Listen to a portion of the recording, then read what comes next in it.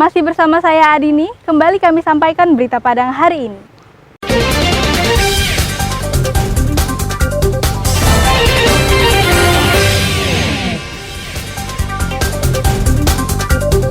Tari-tarian tradisional berbagai suku dan pameran UMKM meriahkan Hari Ulang Tahun Mentawai ke-23.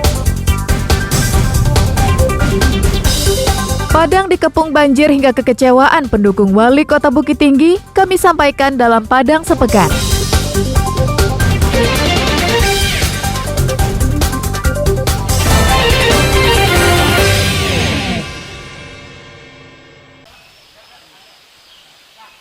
Seorang warga di Nagari Kambang Utara, Kecamatan Lengayang, dipilih Kementerian Pertanian untuk mengembangkan bibit ayam kup. Dinamakan ayam kup karena ayam ini merupakan ayam kampung galur baru hasil seleksi secara genetik oleh tim peneliti Balai Penelitian dan Pengembangan Pertanian. Bibit ayam ini diperoleh dari salah satu perusahaan yang bergerak di bidang pertanian dan peternakan yang berasal dari Jawa Timur. Keunggulan dari jenis ayam kup 2 tersebut yakni produksi telurnya bisa mencapai 200 butir per tahun. Waktu eram telur lebih cepat dan umur panen ayam pedagingnya selama 60 hari, sehingga sangat bagus dikembangkan sebagai sumber penghasilan masyarakat.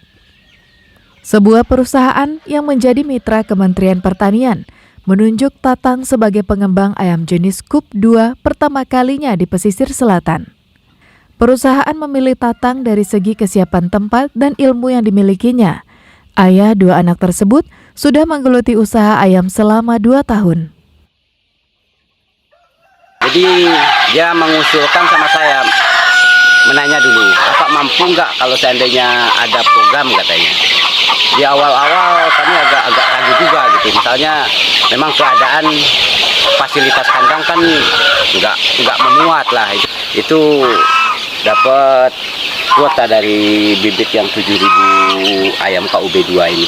Alasan utama kami kenapa kami memilih kandang Pak Tatang yang berada di Kabupaten Pesisir Selatan untuk pekerjaan di Provinsi Sumbar ini, karena kami sudah mengecek atau daerah kabupaten-kabupaten lain yang dirasa kami juga mengetahui tentang akan hal itu, yang pas kami masuk di kandang Pak Tatang Kabupaten Pesisir Selatan. Karena ini kami lihat potensinya di sini sangat besar ke depannya. Pemerintah memberikan 7.000 bibit ayam untuk dibudidayakan.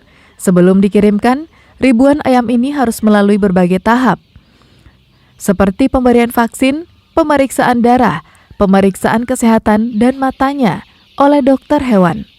Pihak Nagari berharap Tatang dapat menyediakan bibit ayam untuk keperluan Nagari, karena pada anggaran dana desa tahun 2022 telah ditetapkan 20% penggunaannya untuk program ketahanan pangan. Bibit ayam yang sudah dibudidayakan tersebut akan dibagikan kepada 150 keluarga penerima manfaat di Nagari Kambang Utara. Jadi kami selengkan program Nagari berkaitan dengan program Mas Tatang ini. Bahwasanya ketahanan pangan dari dana desa 3 kabupaten itu, kami menyediakan bibit ayam yang telah terjamin kualitasnya oleh Mas Tatang, yang akan kami salurkan ke 150 KPM di wilayah pemerintahan Nagari Kambang Utara. Ayam yang akan dikirimkan nantinya adalah ayam jenis kup 2 yang berumur 1 bulan dengan bobot 250 gram.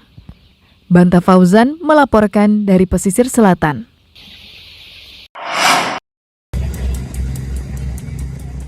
Seorang penari tradisional Mentawai memukau penonton di halaman kantor bupati. Bukan karena tariannya, tapi karena penarinya adalah seorang warga negara asing yang sangat luwes membawakan tarian tradisional Mentawai. Selain tarian Mentawai, ada lagi tari-tarian Minangkabau yang dibawakan oleh ibu-ibu pegawai kantor Bupati Mentawai. Yang tidak kalah menarik adalah penampilan seorang sikere atau dukun yang mempraktikkan pengobatan pasien. Bukan itu saja, pertunjukan tarian kuda lumping dari warga suku Jawa pun ikut ditampilkan, yang membuat suasana kerukunan dan keberagaman semakin terasa. Semua pertunjukan tersebut digelar untuk memeriahkan Hari Jadi Kabupaten Mentawai yang ke-23. Selain pertunjukan kesenian, Pemkab Kepulauan Mentawai juga menggelar pameran UMKM yang melibatkan masyarakat setempat. Dengan demikian, warga bisa menikmati pertunjukan kesenian sekaligus berbelanja produk-produk UMKM hasil karya warga Mentawai sendiri. Saya sangat setuju sekali, cuma ada semacam saran dan kritik sebenarnya.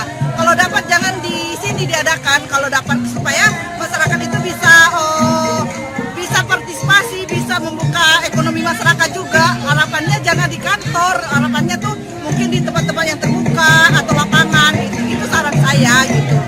Tetapi saya menarik, dengan adanya seperti ini bisa terbuka ekonomi masyarakat seperti start-start kan. Jadi ini kesempatan baik sebetulnya untuk mempromosikan hasil produk para pelaku usaha.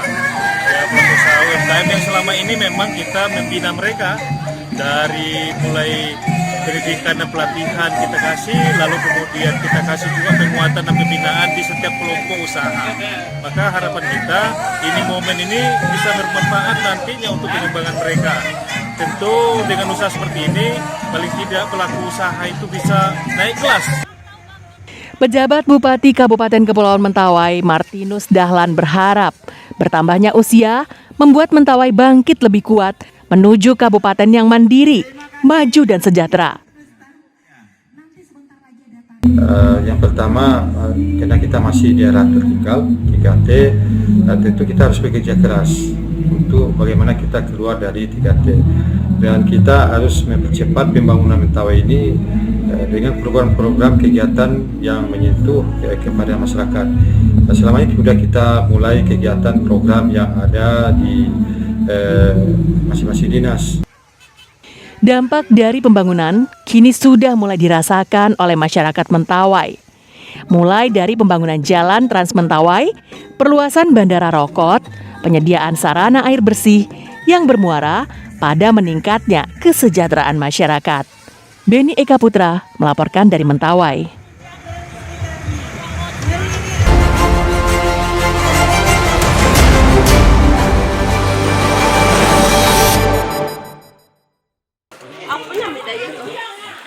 Ratusan rumah di daerah Paraklaweh dan Tabiang Banda Gadang, Kecamatan Nanggalo, direndam banjir setinggi 1 meter. Di beberapa tempat di daerah itu, ketinggian air mencapai 2 meter. Tim reaksi cepat BPBD Padang mengevakuasi ratusan warga ke tempat yang aman. Banjir terjadi akibat hujan deras yang mengguyur. Sungai yang ada di daerah itu meluap karena tak mampu menampung debit air. Namun banjir tak berlangsung lama. 6 jam kemudian, air surut dan warga kembali ke rumah masing-masing. Tak ada korban jiwa dalam banjir tersebut. Sebagian besar perabotan warga terendam karena tak sempat dievakuasi. Pasalnya, daerah ini baru direndam banjir sejak 10 tahun lalu.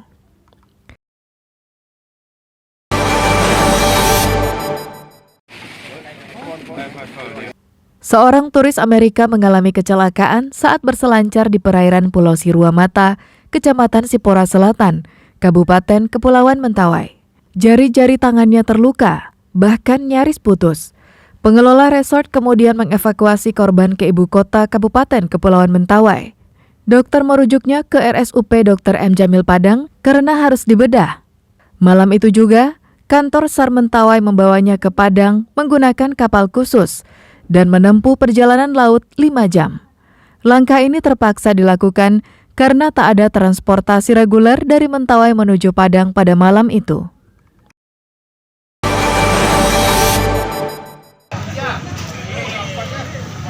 Ratusan rumah di 4 rukun warga dan 7 rukun tetangga di Kelurahan Tanah Garam, Kota Solo direndam banjir.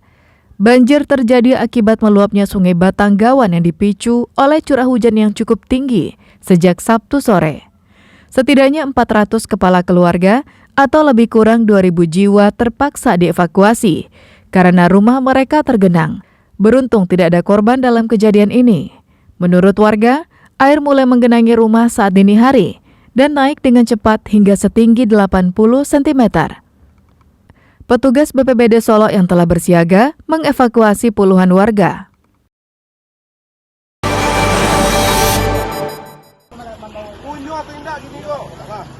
Penangkapan ganja dengan barang bukti dalam jumlah besar kembali dilakukan Badan Nasional Narkotika Provinsi Sumatera Barat. 105 kg ganja kering disita petugas. Ganja itu disita di daerah perbatasan Pasaman Barat dan Kabupaten Agam, tepatnya di daerah Malampah. Informasi yang diperoleh petugas, ganja tersebut dibawa dari Provinsi Aceh dan hendak diedarkan di daerah Pasaman dan Pasaman Barat. Hebatnya, ratusan kilogram ganja itu dibeli oleh seorang narapidana di Lapas Pasaman. Hasil penyelidikan petugas BNNP, transaksi tersebut dilakukan melalui telepon genggam.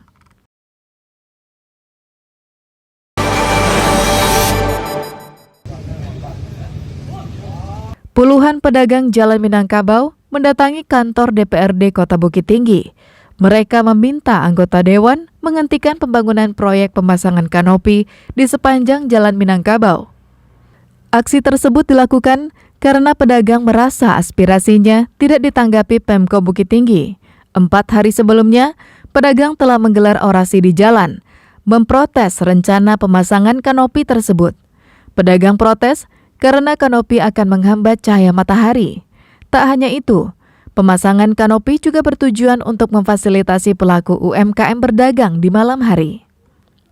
Jika itu terjadi, maka pedagang akan rugi besar karena mereka harus menyewa toko dengan harga mahal, sedangkan pelaku UMKM hanya membayar retribusi harian.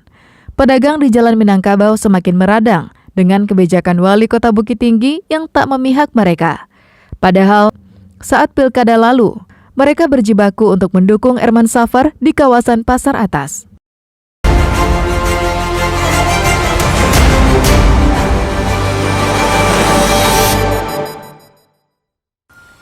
Pemirsa, demikianlah perjumpaan kita dalam Berita Padang hari ini. Saya Adini dan tim redaksi yang bertugas pamit undur diri. Selamat beraktivitas dan sampai jumpa.